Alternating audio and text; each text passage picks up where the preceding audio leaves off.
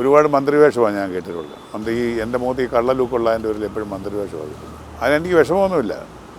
അങ്ങനെങ്കിലും ജീവിച്ചു പോകാമല്ലോ. നമ്മളെക്കുറിച്ച് ഓർത്ത് ദുഃഖിക്കാത്തവരെക്കുറിച്ച് ഓർത്താണ് നമ്മൾ ദുഃഖിക്കുന്നത്. അതുകൊണ്ട് ഞാൻ പറയും, നമ്മളെക്കുറിച്ച് ഓർത്ത് വേണം ദുഃഖിക്കാൻ.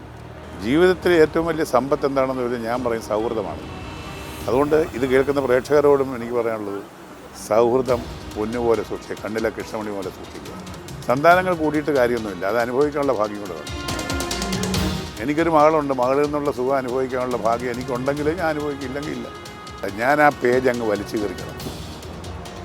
ആ പേജില്ലേ പിന്നെ നമുക്ക് ചിന്തയില്ലല്ലോ. സ്ത്രീയാണ് ഏറ്റവും വലിയ ശക്തിയെന്ന്. സ്ത്രീയുടെ നാക്കിന് അപ്പുറത്ത് ഒരു പുരുഷൻ നീളത്തില്ല. എനിക്ക് 2-3 ആഗ്രഹങ്ങളെ ജീവിതത്തിൽ ഇപ്പോഴുണ്ട്. എനിക്ക് ഒരുപാട് സ്നേഹബന്ധങ്ങൾ നഷ്ടപ്പെട്ടിട്ടുണ്ട്, രക്തബന്ധങ്ങൾ, എൻ്റെ മകൾ ഉൾപ്പെടെ രക്തബന്ധങ്ങൾ നഷ്ടപ്പെട്ടു. അത് തിരിച്ചു കിട്ടുക എന്നുള്ള വിദൂരമായ ആഗ്രഹമുണ്ട്. എന്തെങ്കിലും പ്രണയം ഉണ്ടായിട്ടുണ്ടോ? പ്രണയമില്ലാത്ത മനുഷ്യരാരുണ്ട്? ഇയാൾക്കുണ്ടായിട്ടില്ല. എന്താ ഒരു കള്ളച്ചിരി? പക്ഷെ തുറന്നു പറയത്തില്ല, നമ്മൾ തുറന്നു പറയും. നമസ്കാരം. വില്ലൻ വേഷങ്ങളിലൂടെ മലയാള സിനിമയിൽ തിളങ്ങി നിൽക്കുന്ന, എന്നാൽ ജീവിതത്തിൽ ഒരു എഴുത്തുകാരനാണ്, സാഹിത്യകാരനാണ്, അതുപോലെ തന്നെ നാടകങ്ങളിൽ സജീവമാണ്, ഒരു കാരുണ്യ പ്രവർത്തകനാണ്. മറ്റൊരു കാര്യം പറഞ്ഞാൽ ഒരു റിട്ടയേർഡ് സർക്കാർ ഉദ്യോഗസ്ഥനാണ്. ഒരുപാട് വിശേഷണങ്ങളുള്ള മലയാളത്തിൻ്റെ സ്വന്തം കൊല്ലം തുളസി സാറാണ് ഇന്ന് നമ്മോടൊപ്പം അതിഥിയായി ചേരുന്നത്. നമസ്കാരം. വിശേഷണങ്ങൾ ഇങ്ങനെ ഒരുപാടുണ്ട്, പറഞ്ഞാൽ അങ്ങനെ തീരില്ല. ആദ്യം തന്നെ ചോദിക്കട്ടെ, ഞാൻ ഒന്ന് പറഞ്ഞത് വില്ലൻ വേഷങ്ങളിലൂടെ എന്നാണ് പറഞ്ഞത്. സാറിന് എങ്ങനെ അറിയപ്പെടാനാണ് ഒരാഗ്രഹം? ഞാനൊരു നല്ല അഭിനേതാവാണ്. വില്ലൻ വേഷം എന്ന് പറഞ്ഞാൽ അത് കിട്ടുന്ന വേഷത്തിൻ്റെ സ്വഭാവമാണ്. വില്ലനായാലും നായകനായാലും അഭിനയം എല്ലാവരും ഒരുപാടാണ്. നായകനും അഭിനയിക്കുന്നു, വില്ലനും അഭിനയിക്കുന്നു, കോമഡി അഭിനയിക്കുന്നു. പക്ഷേ വില്ലനും കോമഡിയൊക്കെ അഭിനയിക്കാനാണ് ബുദ്ധിമുട്ട്. അത് ഇരുത്തം വന്ന നടന്മാർക്കേ പറ്റത്തുള്ളൂ. നായകന്മാർക്ക് അവർക്ക് ഫേവറായിട്ടാണ് സ്ക്രിപ്റ്റും കഥയെല്ലാം പോക്ക്. അപ്പോൾ അവർ നായക വേഷം കിട്ടുന്നു, അവർ നായകന്മാരായിത്തീരുന്നു. നായകന്മാർ ചെയ്യുന്നതെല്ലാം നന്മയാണെന്നും മറ്റവർ ചെയ്യുന്നതെല്ലാം തിന്മയാണെന്നുമാണ്. അപ്പോൾ നന്മയ്ക്കെതിരെ തിന്മ പ്രവർത്തിക്കുമ്പോൾ അവസാനം തിന്മ പരാജയപ്പെടുന്നു, നന്മ ജയിക്കുന്നു. അങ്ങനെയാണല്ലോ സാധാരണ സിനിമയുടെ കഥയുന്നത്.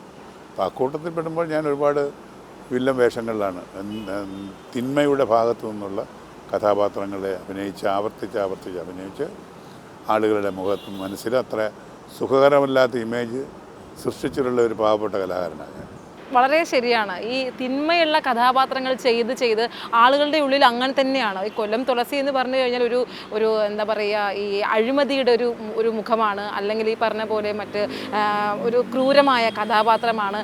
ഇത്തരം കഥാപാത്രങ്ങളൊക്കെ ചെയ്ത് ഈ പുറമേ ഇറങ്ങുമ്പോൾ അത്തരം അനുഭവങ്ങൾ അപ്പോൾ ഉണ്ടായിട്ടുണ്ടാവണം. നന്മയുടെ ഗുണം അറിയണമെങ്കിൽ തിന്മ അറിയണം. ബ്ലാക്ക് ബോർഡിലെ വെളുത്ത ചോക്ക് കൊണ്ട് എഴുതിയാൽ തെളിയത്തുള്ളൂ, അല്ലേ?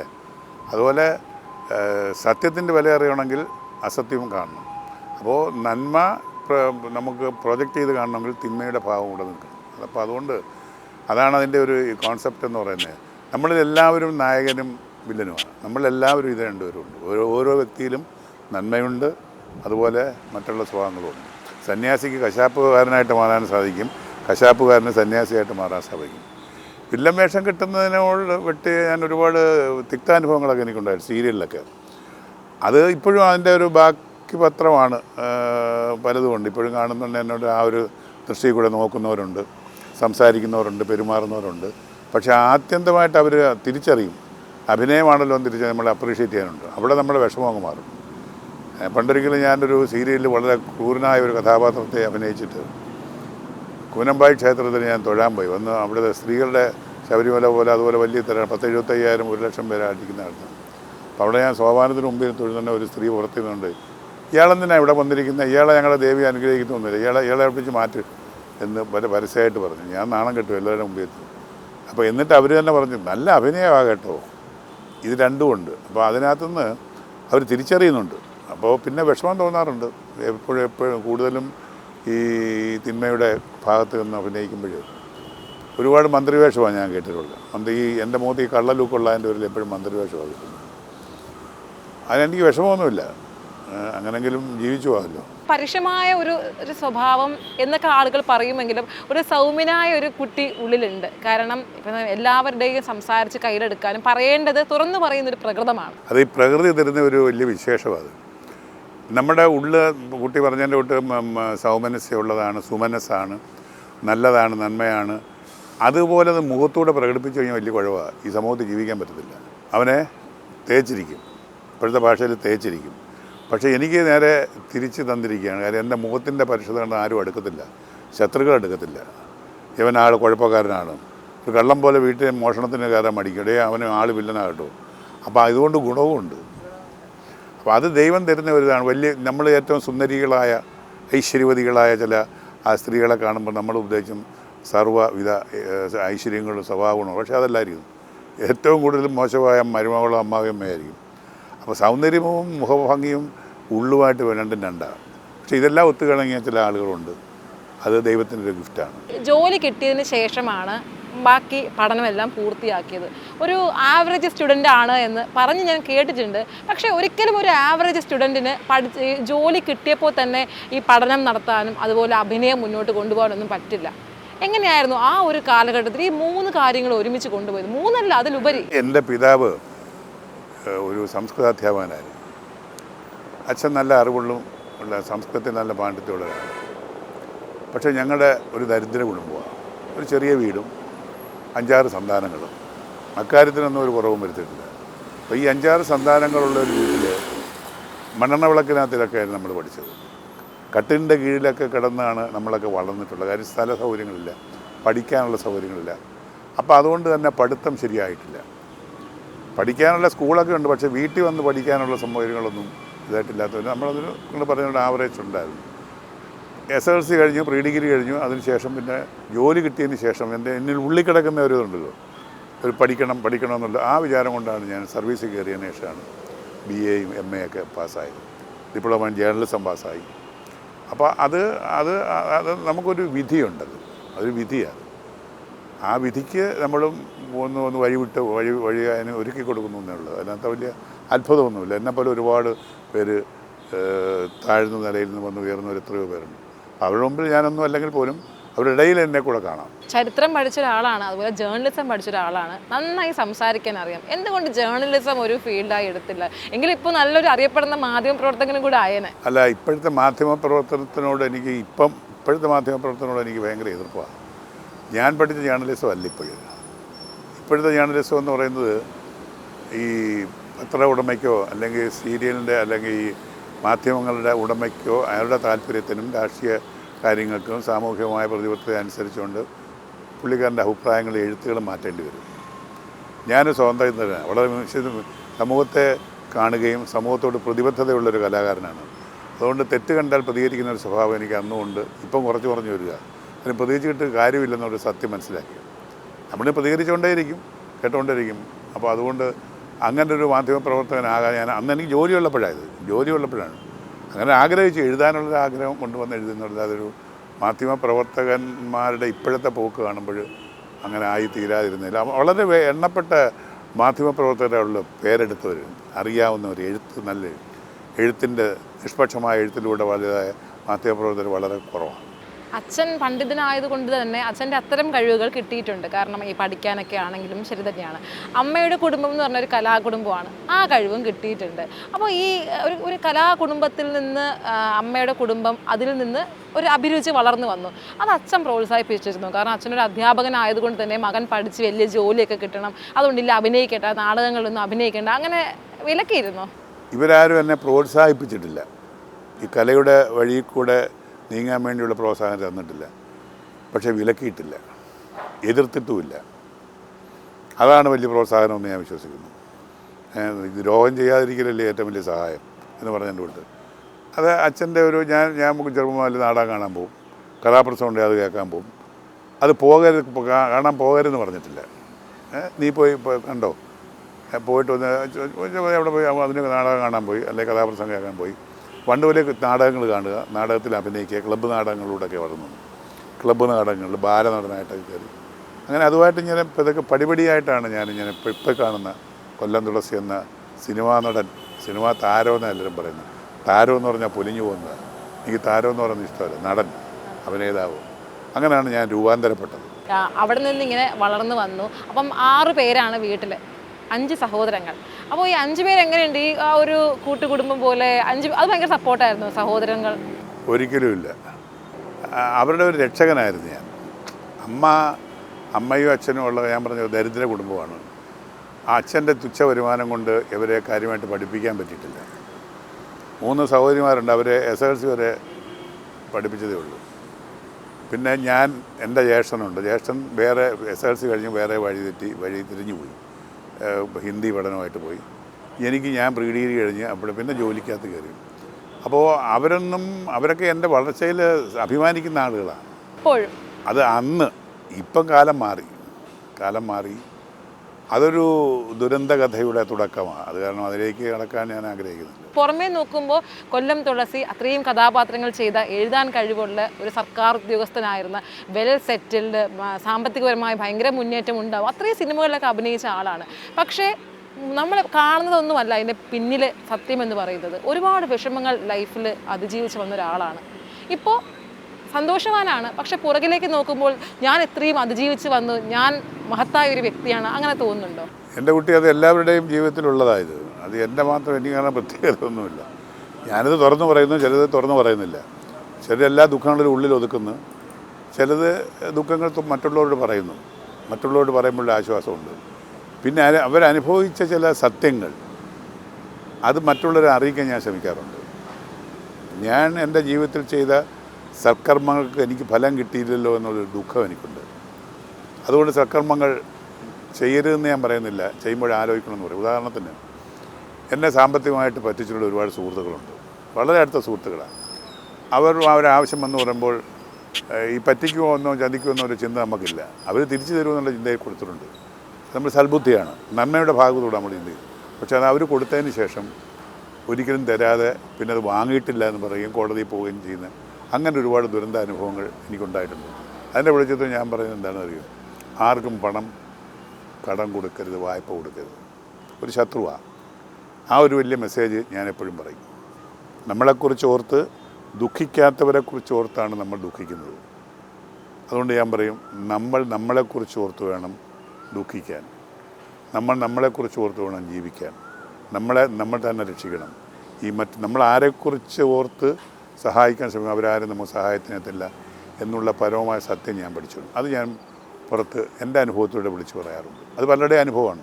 ഇതുവരെയുള്ള ജീവിതത്തിൽ ഏറ്റവും വലിയ സമ്പാദ്യം എന്താണ്? സമ്പാദ്യം എന്ന് പറയുന്നത് ഇത്രയും കാലം ജീവിച്ചിരുന്നതും ഇനി അങ്ങോട്ട് ഇരിക്കുന്നതൊക്കെ ഇല്ല നമ്മുടെ സമ്പാദ്യം എന്ന് പറയുന്നത്. നമ്മുടെ ബാങ്ക് അക്കൗണ്ടൊന്നുമില്ല. ബാങ്ക് അക്കൗണ്ട് ചെറിയ എമൗണ്ടേ കാണത്തുള്ളൂ. പക്ഷേ അതല്ലല്ലോ ഇതിപ്പം.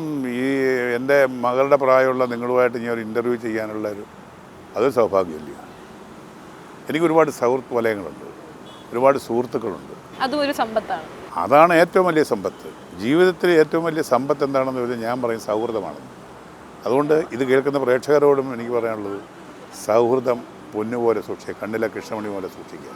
പഴയ സുഹൃത്തുക്കളെയൊക്കെ വിളിക്കുക, പേരെടുത്ത് വിളിച്ച് അവരുമായിട്ട് ഇൻറ്ററാക്ട് ചെയ്ത് അവരുമായിട്ട് ബന്ധം വായിച്ച് ലോഹിക്കുകയും, കൂടെ പഠിച്ചവരും കൂടെ ജോലി ചെയ്തവരും അങ്ങനെയൊക്കെയുള്ള ആ സൗഹൃദം എന്ത് രസമാണെന്നറിയാം. പണ്ടുള്ളവരെ നമ്മളെ സൂചിക്കാനും, പണ്ട് എടാ പോടാന്ന് വിളിക്കാനും, ചീത്ത വിളിക്കാനും, ആ സൗഹൃദം കാത്തു സൂക്ഷിക്കുക. മനസ്സിന് അല്ലാത്തൊരു ആശ്വാസം. ഞാനിപ്പോഴും ഉണ്ട്.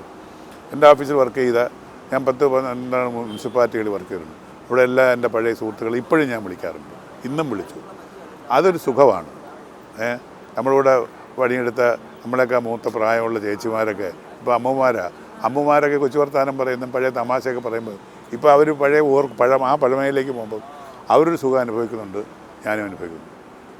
അത്തരം സുഖങ്ങളിലൂടെയാണ് ഞാനിപ്പോൾ കടന്നു പോകുന്നത്. അതെനിക്കൊരു ഒരു സംതൃപ്തി തരുന്നു. ഈ കൊച്ചു കുടുംബമാണെന്ന് പറഞ്ഞു, അച്ഛൻ, അമ്മ, അതുപോലെ 6 മക്കൾ. അവിടെ കൊച്ചു കുടുംബം അല്ലത്, അല്ല, നമ്മളൊരു എന്താ പറയുക, ഒരു ഇടത്തരം കുടുംബം. പക്ഷേ അവിടെ നിന്ന് ആ ജീവിതം കണ്ടുപഠിച്ച മകൻ ഒരു ജീവിതം തുടങ്ങിയപ്പോഴേക്കും ആ കാര്യത്തിൽ അച്ഛനെ മാതൃകയാക്കാൻ പറ്റിയില്ല എന്ന് തോന്നുന്നുണ്ടോ? അച്ഛൻ്റെ മാർഗം അനുകരിച്ചിരുന്നെങ്കിൽ ഞാൻ 8 മക്കളെ ഉണ്ടാക്കണ്ടേ. അപ്പോൾ അതൊരു മാതൃകയല്ല, അതൊരു പാഠമാണ്. എൻ്റെ സഹോദരങ്ങൾക്ക് എല്ലാവർക്കും 2 മക്കളും 1 മക്കളും ഒക്കെ ഉള്ളു. 3 പേർക്ക് 2 മക്കളാണ്. കാര്യം അവരൊരു പക്ഷേ ഇതിൻ്റെ ദുഃഖങ്ങൾ അനുഭവിച്ചിരിക്കാം. സന്താനങ്ങൾ കൂടിയിട്ട് കാര്യമൊന്നുമില്ല, അത് അനുഭവിക്കാനുള്ള ഭാഗ്യം കൂടെ വേണം. എനിക്കൊരു മകളുണ്ട്, മകളിൽ നിന്നുള്ള സുഖം അനുഭവിക്കാനുള്ള ഭാഗ്യം എനിക്കുണ്ടെങ്കിൽ ഞാൻ അനുഭവിക്കും, ഇല്ലെങ്കിൽ ഇല്ല. അപ്പോൾ അതേ ഉള്ളൂ. സന്താനങ്ങളിലേക്ക് നമുക്ക് നമ്മുടെ കാര്യം നോക്കി ജീവിക്കുക. പ്രത്യേകിച്ച് ഇപ്പോഴത്തെ ഈ കാലത്ത് ഇന്നലെ കണ്ട ഒരുത്തൻ്റെ കൂടെ ഇറങ്ങിപ്പോകാൻ മനസ്സ് കാണിക്കുന്ന പെണ്ണും ഇന്നലെ ഒരുത്തി കാണുന്ന പെണ്ണിനെ വിളിച്ചുകൊണ്ട് വരാൻ മനസ്സ് കാണിക്കുന്ന ചെറുക്കനും, ഇതൊന്നും അല്ല ജീവിതം. ആദ്യമേ അച്ഛനും അമ്മയും മാതാപിതാ, അത് കഴിഞ്ഞേ ഉള്ളൂ ഗുരു, ദൈവവും. ആ സത്യം മനസ്സിലാക്കി മാതാവിനെയും പിതാവിനെയും കൈവെള്ളയെ കൊണ്ട് കിടക്കുന്ന കുറച്ച് ആൾക്കാരെ എനിക്കറിയാം. അവരുടെ ജീവിതം സഫലമായിരിക്കും. ഈ പറഞ്ഞതിൽ നിന്നും നമുക്കറിയാം മകളുമായി കുറച്ച് അകൽച്ചയിലാണ് എന്നുള്ളത്. എപ്പോഴെങ്കിലും അത് നേരെയാക്കാൻ നോക്കിയിട്ടുണ്ടോ? ഞാൻ പലപ്പോഴും പറയാറില്ല, ഞാൻ ആ പേജ് അങ്ങ് വലിച്ചു കയറിക്കണം. ആ പേജില്ലേ പിന്നെ നമുക്ക് ചിന്തയില്ലല്ലോ. ഇപ്പം എന്നെ വേണ്ടാത്ത ഒരാളെ എനിക്ക് വേണ്ട. ഞാനോട്ട് സംസാരിക്കുന്നത് ഇഷ്ടമല്ലാത്ത അച്ഛനാണെന്ന് പറയാൻ പോലും അതെന്തുകൊണ്ടാണ്? പക്ഷേ മകൾ അങ്ങനെ അവർ തിരിച്ചറിയുന്നില്ല. അത് എനിക്കറിയാൻ പറ്റത്തില്ലല്ലോ. എൻ്റെ ഭാഗത്ത് എനിക്കറിയാം, എൻ്റെ ഭാഗത്ത് തെറ്റില്ലാന്ന്, 100% തെറ്റില്ലാന്ന് എനിക്കറിയാം. ശരികേടുകൾ ചിലപ്പോൾ സംഭവിച്ചു, ശരികേടുകൾ, തെറ്റുകളല്ല. ഒരു സർക്കാർ ഉദ്യോഗസ്ഥനായ ജീവിതം കൊണ്ടുപോയിരുന്നെങ്കിൽ, സിനിമ എന്ന ആ ജീവിതം അന്ന് അവിടെ അവസാനിപ്പിച്ചിരുന്നെങ്കിൽ ചിലപ്പോൾ കുടുംബം കൂടെ ഉണ്ടാവുമായിരുന്നോ? സിനിമയിലായാലും പുറത്തായാലും ഏതെങ്കിലും അന്യ സ്ത്രീകളെ നോക്കുന്നതും അവരോട് സംസാരിക്കുന്നതും എൻ്റെ ഭാര്യയ്ക്ക് ഇഷ്ടമായിരുന്നില്ല. അത് പിന്നെ അതൊരു വശത്ത് കിടക്കും, നമ്മളൊരു വശത്ത് കിടക്കും. ഞാൻ സിനിമയും കലയെയും ജീവിതത്തെ കൊണ്ടുപോയത് ഒന്ന് ഭാര്യയായിട്ട് ഒന്ന് കാമുകയായിട്ടാണ്. പരസ്പരം അറിയാതെ കൊണ്ടുപോകുന്നത് ഒരു ബുദ്ധിമാനായ ആൾക്കത് കഴിയും. അഭിനയത്തിൽ നിന്ന് മാറി, അല്ലെങ്കിൽ അഭിനയം ഇപ്പോഴും നടക്കുന്നുണ്ട്, അതിൽ നിന്ന് കുറച്ചും കൂടെ ശ്രദ്ധ എഴുത്തിലേക്ക് കേന്ദ്രീകരിക്കാൻ തുടങ്ങിയത് എപ്പോഴാണ്? അവിടെയാണ് എനിക്കൊരു പരാജയം പറ്റിയെന്ന് അത് ഞാൻ സമ്മതിക്കുകയും ചെയ്യുന്നുള്ളൂ. എനിക്കറിയാം, ഞാൻ ആലോചിക്കാറുണ്ട് പലപ്പോഴും, എനിക്കൊരു വലിയൊരു എഴുത്തുകാരനായിട്ട് രൂപാന്തരപ്പെട്ടേനെ ഞാൻ. പക്ഷേ എനിക്ക് കഴിഞ്ഞില്ല. അതെൻ്റെ കുടുംബജീവിതം തന്നെയാണ്. കാര്യം എപ്പോഴും പ്രശ്നങ്ങളും അസ്വസ്ഥതകളും ഉള്ള മനസ്സുകളുമായിട്ടിരിക്കും, എഴുതാൻ തോന്നില്ല. ഇപ്പോൾ തന്നെ എൻ്റെ ആത്മായനം എന്നുള്ള പുസ്തകം ഈ അടുത്ത 2 മാസത്തിന് മുമ്പാണ് റിലീസായത്. ആത്മായനം പറയുന്നത് എൻ്റെ ആത്മകഥയാണ്. അതെഴുതണമെന്ന് എൻ്റെ വലിയൊരു ആഗ്രഹമായിരുന്നു. മറ്റ് പല ബുക്കുകളും ഞാൻ എഴുത്തിന് തുടങ്ങി വെച്ചിട്ടുണ്ട്, പക്ഷേ കഴിയുന്നില്ല.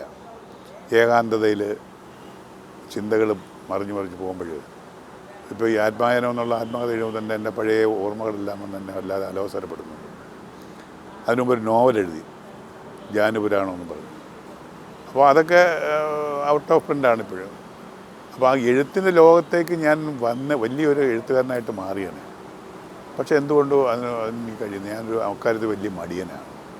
എന്നെ പ്രോത്സാഹിപ്പിക്കാൻ ആരുമില്ല, എന്നെ സഹായിക്കാൻ ആരുമില്ല. എൻ്റെ കയ്യെഴുത്ത് മോശമാണ്. ഒരു കയ്യെഴുത്തിൽ കൂടെ എന്നെ സഹായിക്കാനായിട്ടൊരു സ്ക്രൈബിനെ വേണം. അപ്പോൾ ആ ഒരു സ്ക്രൈബൊന്നും എനിക്ക് കിട്ടിയിട്ടില്ല.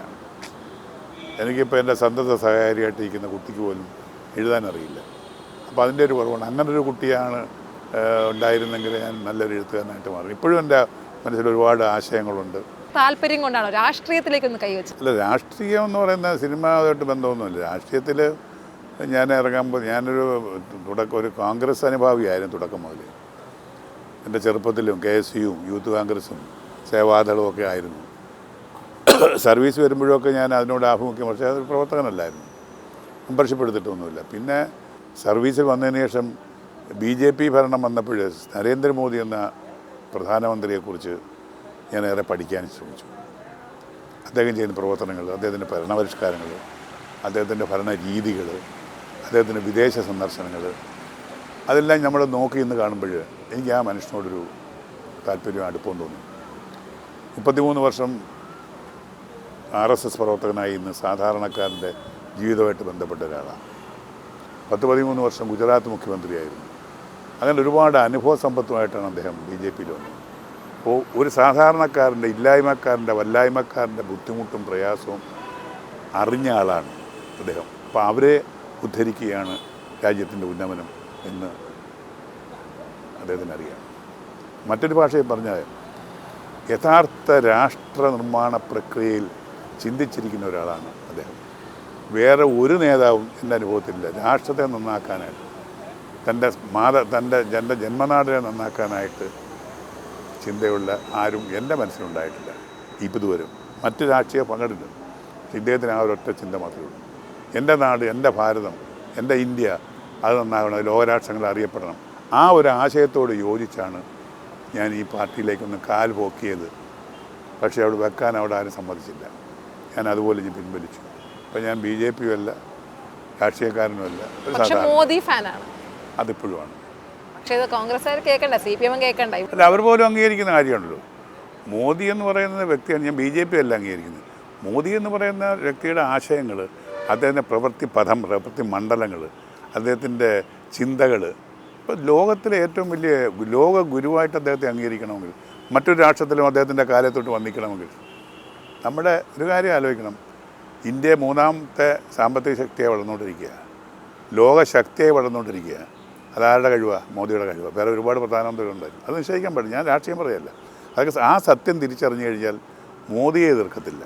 അപ്പോൾ അവിടെ നമ്മൾ കേരളത്തിലോട്ട് വരികയാണെങ്കിൽ 2ാം ടേമും ഇപ്പം പിണറായി വിജയൻ സർക്കാരാണ് ഭരിക്കുന്നത്. ഒരു പിണറായി വിജയൻ ഫാനാണോ?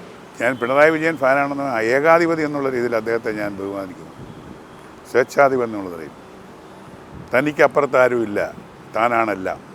പാർട്ടി സെക്രട്ടറി ആയിരിക്കുമ്പോൾ അദ്ദേഹമാണല്ല, മുഖ്യമന്ത്രി ആയിരിക്കുമ്പോൾ അദ്ദേഹമാണല്ല. പാർട്ടി സെക്രട്ടറി ആയിരിക്കുമ്പോൾ മുഖ്യമന്ത്രി പറയുന്നത് ചെയ്യുന്നതെല്ലാം സെക്രട്ടറിയുടെ പിടിയിലായിരുന്നു. ഇപ്പം തിരിച്ചാണ്. അപ്പോൾ മുഖ്യമന്ത്രി ആയിരിക്കുമ്പോഴും പാർട്ടി സെക്രട്ടറി ആയിരിക്കുമ്പോഴും എല്ലാം തന്നിലേക്കാണ് എല്ലാ അധികാരവും സമന്വയിപ്പിച്ച് ഇരുന്ന് ഭരിക്കുന്ന ഒരു വ്യക്തി, ഒരു ഏകാധിപൻ എന്നുള്ള നിലയിൽ അദ്ദേഹത്തെ ഞാൻ ബഹുമാനിക്കുന്നു. അല്ലെങ്കിൽ അന്തർജിതമായി പോയി. പക്ഷേ ഇതിൻ്റെ പരിണത ഫലം എന്താ പറയുക? ഈ വീർപ്പ് മുട്ടിരിക്കുന്ന ഈ അണക്കെട്ടൊന്ന് പൊട്ടും. അതെവിടെ പൊട്ടി എങ്ങനെ? ഇപ്പോൾ പൊട്ടൽ ചീറ്റിൽ തുടങ്ങിയിട്ടുണ്ട്. പൊട്ടലിൻ്റെ ഭാഗമായിട്ടില്ല, ചീറ്റിൽ അവിടെ എവിടെയൊക്കെ തുടങ്ങിയിട്ടുണ്ട്. അപ്പോൾ അതൊരു പക്ഷേ ഒരു വലിയൊരു തകർച്ചയുടെ ആരംഭമായിരിക്കാം. ഇപ്പം നല്ലതെന്ന് പറയാൻ ഇപ്പുറത്തൊന്നുമില്ല. കോൺഗ്രസ്സും അതുപോലെ തന്നെ, BJPയുടെ ഇവിടുത്തെ അവസ്ഥയും അതുപോലെ തന്നെ. അത് മാത്രമേ ഞാൻ പറയുന്നില്ല.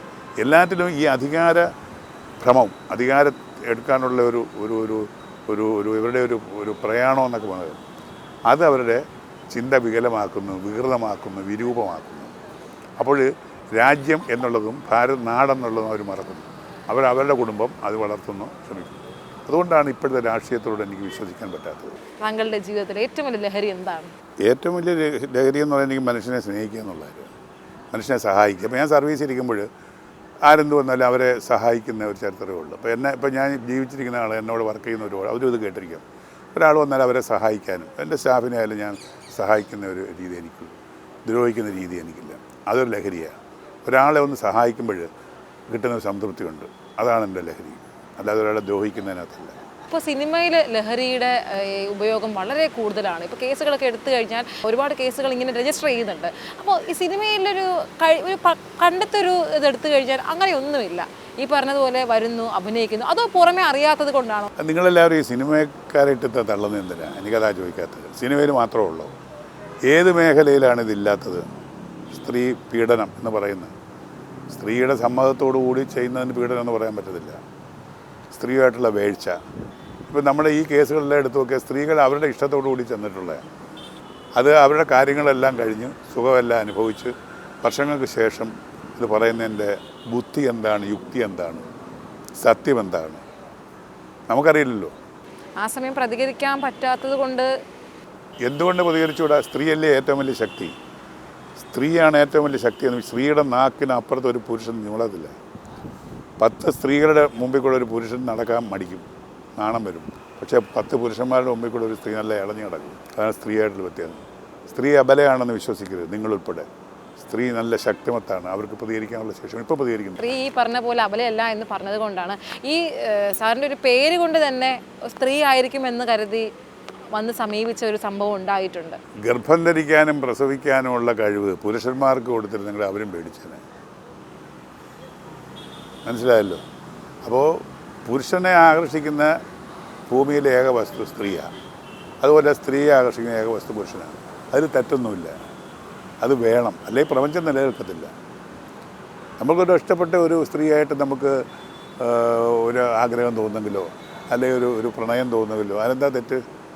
പക്ഷേ അവർക്ക് തിരിച്ചില്ല എന്ന് മനസ്സിലാക്കി കഴിഞ്ഞാൽ അപ്പം ഡ്രോപ്പ് ചെയ്യണം, അതേ ഉള്ളൂ.